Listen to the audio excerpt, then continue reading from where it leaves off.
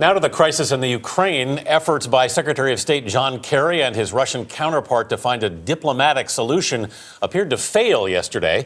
Meanwhile, the State Department has issued a warning to U.S. citizens in Russia to steer clear of anti-American protests. Let's get more on that from Jeff Pegues in our Washington bureau. Jeff, good morning.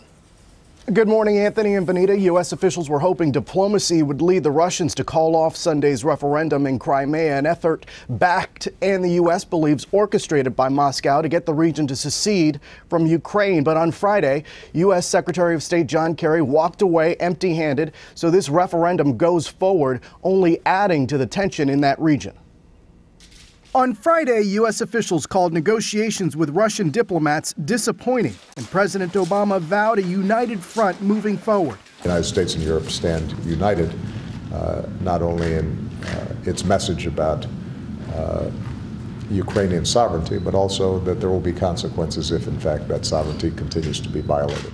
After 6 hours of talks, there was no common vision between the U.S. and Russia on the military invasion of Ukraine's Crimean peninsula. President Putin is not prepared to make any decision regarding Ukraine until after the referendum. We believe the referendum is contrary to the Constitution of Ukraine, is contrary to international law.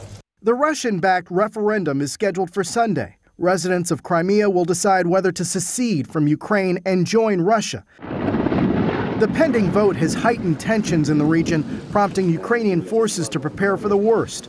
The U.S. and Europe are also planning their next move, which could come in the form of sanctions as early as Monday. It is not where we want to go. It is not what we are choosing as a first choice. But if the wrong choices are made, then there will be no choice but to respond appropriately because of the gravity of this breach of international standard, breach of international law. There will be a UN Security Council vote today to affirm Ukraine's sovereignty and to declare Sunday's referendum invalid, but the resolution is not expected to pass. Russia's presence on the Security Council all but guarantees that. Anthony, Vanita. Jeff Pegues in Washington this morning. Thank you.